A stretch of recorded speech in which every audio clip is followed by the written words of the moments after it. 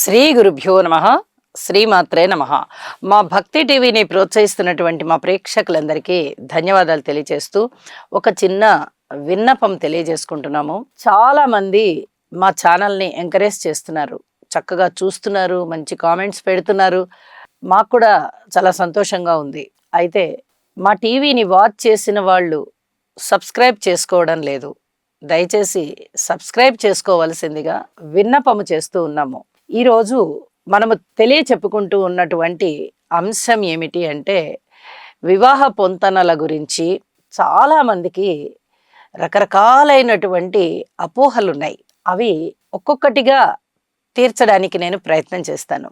యువతి యువకులకి ఎక్కడో ఉన్న అబ్బాయి, ఎక్కడో ఉన్న అమ్మాయి, వీరిద్దరికీ వివాహం చేయడం, అమ్మాయి వాళ్ళు ఎక్కువగా అల్లాడిపోతూ ఉంటారు. మా అమ్మాయి అత్తగారింట్లో సుఖపడుతుందా అండి? భర్త గారు బాగా చూసుకుంటారా? అత్తమామలు చాలా బాగా చూసుకుంటారా? సంతానం కలుగుతుందా? ఆర్థిక అభివృద్ధి బాగుంటుందా? మరి పెళ్లి చేసి వెళ్ళంగానే అబ్బాయికి ఆయుష్ బాగుంటుందా? ఆ అబ్బాయికి కలిసి వస్తుందా? అలాగే సత్సంతానం కలుగుతారా? వీళ్ళిద్దరి మధ్య అన్యోన్య దాంపత్యం ఉంటుందా? చక్కటి వృద్ధి, సంతానాభివృద్ధి కలగడము, అలాగే ఆర్థిక అభివృద్ధి కలగడము, కుటుంబంలో సుఖ సంతోషాలు వెల్లివిరియడము ఇత్యాదివన్నీ ఉంటాయా అని చెప్పి చాలామంది అడుగుతూ ఉంటారు. నిజానికి కూడా ఒక అమ్మాయిని అత్తగారింటికి పంపించేటప్పుడు ఈ ప్రశ్నలు ప్రతి వాళ్ళల్లోనూ ఉదయిస్తూనే ఉంటాయి. అమ్మో, ఎలాంటి సంబంధం వస్తుందో, ఇప్పటి వరకు గారాబంగా చూసుకున్నాం కదా అమ్మాయిని, ఇప్పుడు ఎలాంటి వాళ్ళు వస్తారో అనేటటువంటి ఆలోచనలు ఉంటాయి. దీనివల్లనే ఎక్కడి నుంచో ఒక సంబంధం వచ్చినప్పుడు ఈ సంబంధం గురించి మనం వెళ్ళి వాళ్ళని ఎంక్వైరీ చేసుకుంటే ఏవో కొన్ని అంశాలే తెలుస్తాయి. కానీ నిత్యం మన అమ్మాయి వాళ్ళ ఇంట్లో ఉంటుంది కదా, అన్ని అంశాలు మనకి ఎంక్వైరీలో తెలియవు కదా, ఈ అమ్మాయి మనుగడ అక్కడ ఎలా ఉంటుంది అని చాలామందికి ఒక విధమైన దిగులు ఉంటుంది. ఎలా ఉంటుంది మన అమ్మాయి అని. అబ్బాయి తరఫు ఉండే భయాలు అబ్బాయి తరఫున ఉంటాయి, అవి తర్వాత చెప్పుకుందాం. ముందర ఇలాంటి భయాలు ఉంటాయి. జ్యోతిష శాస్త్రం మనకిచ్చినటువంటి గొప్ప వరం ఏమిటంటే, ఒక అమ్మాయిది ఒక అబ్బాయిది, వాళ్ళు తెలిసిన వాళ్ళు అయినప్పటికీ తెలియని వాళ్ళు అయినప్పటికీ వాళ్ళిద్దరి జన్మ లగ్నాల ఆధారంగా మిత్రత్వం ఉందా, వాళ్ళిద్దరి జన్మ లగ్నాల ఆధారంగా షష్టాష్టకాలు లేకుండా ఉన్నాయా, అలాగే వాళ్ళ యొక్క జన్మ రాసులు షష్టాష్టకాలు లేకుండా ఉన్నాయా, మిత్రత్వంతో ఉన్నాయా, అలాగే రాశి పొంతన, యోని పొంతన, గణ పొంతన, ఇట్లాంటివన్నీ అమ్మాయికి అబ్బాయికి కూడా పరిశీలించండి. ఇద్దరి యొక్క 4వ స్థానాల్ని పరిశీలన చేయండి. ఇద్దరి యొక్క 7వ స్థానాన్ని పరిశీలన చేయండి. ఇద్దరి యొక్క 12వ స్థానాన్ని పరిశీలన చేయండి. ఇద్దరి యొక్క 5వ స్థానాన్ని పరిశీలన చేయండి. ఇద్దరి యొక్క 8వ స్థానాన్ని పరిశీలన చేయండి అని చెప్తుంది. ఎందుకు ఇలాగా అంటే, ఒక అమ్మాయి జాతకంలోని జన్మలగ్నాలు, ఒక అబ్బాయి జాతకంలోని జన్మలగ్నము గనక అనుకూలమైనటువంటి మిత్రత్వంతో కూడి ఉన్నట్టయితే వాళ్ళిద్దరి మధ్య ఎటువంటి అభిప్రాయ భేదాలు రావు. అలాగే అంటే ఆలోచనలు ఒకే తీరుగా ఉంటాయి. అలాగే ఈ రాశి పొంతన, ఇద్దరి ఆరోగ్యాలు బాగుంటాయి. నక్షత్రం, తారాబలం, దీనివల్ల వారిద్దరి మధ్య శత్రుత్వం లేకుండా ఉందా, మిత్రత్వం ఉందా, ఏదైనా ఒకళ్ళకొకళ్ళు ఎగనెస్ట్గా ఉండేటటువంటి అవకాశాలు ఉన్నాయా, ఇలాంటివన్నీ మనము నక్షత్రం ద్వారా చూస్తాము. అలాగే 4వ స్థానాన్ని ఎందుకు చూస్తామంటే, సుఖ విధంగా ఒక విధమైన సుఖము వీరిద్దరి జీవితంలోనూ ఉంటుందా, ఇద్దరు కష్టపడాల్సిందేనా, లేదా ఒకళ్ళు కష్టపడుతుంటారా ఒకళ్ళు సుఖపడుతుంటారా, వీరిద్దరి యొక్క సుఖము అసలు ఎలా ఉంది అనేది, అంటే క్షేమము అన్నమాట. ఈ 4వ స్థానాన్ని పరిశీలన చేస్తాం. అలాగే 5వ స్థానాన్ని ఎందుకు పరిశీలన చేయాలి అంటే, సంతానం.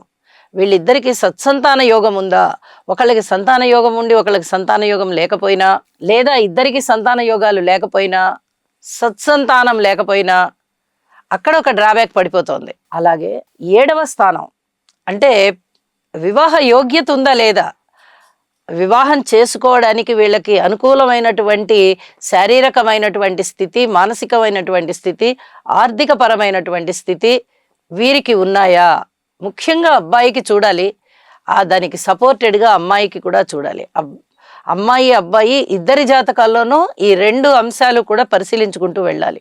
దాని తదుపరి 12వ స్థానాన్ని చూడాలి. వీళ్ళిద్దరి మధ్య ఒక బాండేజ్, ఒక ఆకర్షణ, అరే నా భర్త కోసం నేను ఇలాగా చెయ్యాలి అని అమ్మాయి జాతకంలో ఉందా లేదా, నా భార్యకి నేను ఇలాగ చెయ్యాలి అనేది భర్తకు ఉందా లేదా. అంటే అబ్బాయి జాతకంలోనూ 12వ స్థానం బాగుండాలి, వాళ్ళ యొక్క సంసార జీవితం సజావుగా వెళ్ళిపోవాలంటే, అలాగే అమ్మాయి జాతకంలో కూడా బాగుండాలి. లేదంటే వివాహం అయిన దగ్గర నుంచి ఒకళ్ళొక చోట ఉంటారు, ఎప్పుడో ఒకసారి కలుసుకుంటారు, ఏదో ఒక రోజో 2 రోజులో 3 రోజులు ఆ మురిపెం సరిపోతుంది, ఆ తర్వాత మళ్ళీ ఎవరి దారి వాళ్ళదే. పేరుకి వివాహం అయిందన్నమాటే కానీ ఒక చోటు ఉండలేరు. ఇలాంటి అంశాలని పరిశీలించాలంటే వ్యయస్థానాన్ని కూడా చూడాలి. ఇక అతి ముఖ్యమైనది 8వ స్థానం. అమ్మాయి జాతకంలో మాంగళ్య దోషాలు ఏమన్నా ఉన్నాయా అనేది చూడాలంటే 8వ స్థానాన్ని పరిశీలన చేయాలి. 8వ స్థానాల్లో అశుభ గ్రహాలు ఉండి వేరే అశుభ గ్రహాల దృష్టి ఉన్నట్టయితే కొద్దిగా ఆలోచన చెయ్యాలి. లేదా అసలు అశుభ గ్రహాల దృష్టే పడుతోంది, 8వ స్థానంలో ఏ గ్రహము లేదు అన్నా కూడా ఆలోచన చెయ్యాలి. అలాంటి పరిస్థితి వాళ్ళకి ఎప్పుడు వస్తుంది అనేది కూడా ఆ దశలు అంతర్దశలు నిర్దేశిస్తాయి. కాబట్టి దశ అంతర్దశలు చూసుకోవాలి. ఎప్పుడో 70 ఏళ్ళు 80 ఏళ్ళు వచ్చిన తర్వాత ఆ దశలు వస్తున్నాయి అనుకోండి, ఇంకా భయమే ఉందండి. అన్ని సంవత్సరాలు సౌభాగ్యవతిగా ఉంటుంది కదా అమ్మాయి, ఇక జీవితం చివరిలో ఎవరి అదృష్టం వాళ్ళదే అనుకుని చేసేయచ్చు. అలాగే అబ్బాయి జాతకంలో ఆయుష్ స్థానం, అమ్మాయికి మాంగళ్య స్థానం అయితే అబ్బాయికి ఆయుష్. ఈ ఆయుష్ స్థానం గనక చక్కగా బాగున్నట్లయితే, శుభగ్రహాలతో కూడి ఉన్నట్లయితే, ముఖ్యంగా శనిగారి యొక్క స్థితి అక్కడ ఉన్నా, దృష్టి ఉన్నా చాలా చక్కటి ఆయుష్ ఉంటుంది, దీర్ఘాయుష్మంతుడు అని చెప్తాము. ఆ దీర్ఘాయుష్ ఉండాలి. అలా లేకుండా అర్ధాయుష్ ఉన్నట్టయితే, ఈ అమ్మాయికి మాంగళ్య దోషం ఉన్నది, ఇక్కడ అర్ధాయుష్ ఉన్నది, సరిపోయింది. ఎప్పుడో ఒకప్పుడు పటక్కుమని వాళ్ళ బంధం తెగిపోవడానికి అవకాశం ఉంది. కాబట్టి ఈ ఆయుష్ స్థానం అమ్మాయిది మాంగళ్య స్థానము తప్పనిసరిగా చూసుకుని, వారిద్దరికీ ఇవన్నీ అనుకూలంగా ఉన్నాయి అన్నప్పుడు మాత్రమే వారిని వివాహానికి యాక్సెప్ట్ చేయాలి. మరి ఇన్ని రకాలైనటువంటి సమస్యలు ఉన్నాయి కదండి, మరి కొన్ని కుదరకపోయినా వివాహం మానుకోవాల్సిందేనా అని అడుగుతారు. మనకి 15-16 అంశాలు ఉన్నాయి చెప్పాలంటే. అన్ని అంశాలు అందరికీ కుదరవు. మనం ఇప్పుడు చెప్పుకున్న ముఖ్యమైనవి మాత్రమే చూసుకోవడం మంచిది. మిగతా అన్నిటినీ పక్కన పెట్టేయండి. లగ్నాలు బాగున్నాయి, రాసులు బాగున్నాయి, తారాబలం బాగుంది, 4వ స్థానం బాగుంది, 8వ స్థానం బాగుంది, 7వ స్థానం బాగుంది, 12వ స్థానం బాగుంది, 5వ స్థానం బాగుంది, ఇక చేసేయచ్చు. నాడీ దోషం అనేది ఒకటి ఉంటుంది. ఆదినాడి, మధ్యనాడి, అంత్యనాడి అని 3 రకాల నాడులు ఉంటాయి. ఈ 3 రకాల నాడుల్లోనే ప్రజలు జన్మిస్తూ ఉంటారు. ఈ వివాహ జీవితానికి వచ్చేటప్పటికి పొంతనల విషయంలో ఈ నాడీ పొంతన కూడా చూస్తాము. ఇది శారీరకమైనటువంటి రుగ్మతల్ని తెలియజేస్తుంది. అంటే అమ్మాయిది అబ్బాయిది ఇద్దరిది ఒకటే నాడి, ఆది నాడి అయిందనుకోండి, వారికి ఒక విధమైన దోషం ఉంటుంది. ఈ వాత పిత్త కఫ దోషాలు అనేది ఉంటాయి కదా, అలాంటివి శరీరాన్ని పట్టుకొని ఉంటాయి. ఒకటే నాడి గనక ఇద్దరిది అయినట్టయితే అది దోషం. ఒకే నాడి మధ్యనాడి అయినా, అలాగే ఇద్దరికి అంచనాడి అయినా ఇలాగా దోషాలు ఏర్పడతాయి, శారీరకమైన రుగ్మతలు ఏర్పడడానికి అవకాశం ఉంటుంది. అలాంటివి లేకుండా ఉండడం కోసం అన్నీ బాగున్నాయండి, ఇదొక్క అంశమే మాకు కుదరలేదండి అన్నారనుకోండి, అప్పుడు ఒక విధమైనటువంటి పూజని చెప్తాము. ఆ జపాన్ని చేయించుకొని, ఆ హోమాన్ని చేయించుకొని వాళ్ళు కొంత వివాహ జీవితంలో చక్కగా నిర్భయంగా ముందరికి వెళ్ళిపోవచ్చు. మరి ఇలాగ పూజలు జపాలు ఇవన్నీ చేస్తే ఈ దోషాలు పోతాయా అంటే ఖచ్చితంగా పోతాయి. వాటి వల్ల ఆలోచనలు మారిపోతాయి. ఆలోచనలు మారిపోయిన తర్వాత శరీరంలో రక్త ప్రసరణలో వేగమా, అది నెమ్మది, ఇలాంటివి ఏర్పడుతూ ఉంటాయి, మనకి తెలియవు.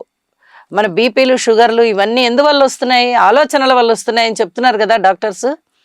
ఆలోచనల్ని కంట్రోల్ చేసుకుంటే శరీరం మన కండిషన్లో ఉంటుంది కదా, అలాగే అటువంటి జపాలు హోమాలు చేసుకుంటే కూడా శరీరం మన అధీనంలోనే ఉంటుంది. కాబట్టి ఆ దోషానికి ఆ పరిహారాలు చెప్తామన్నమాట.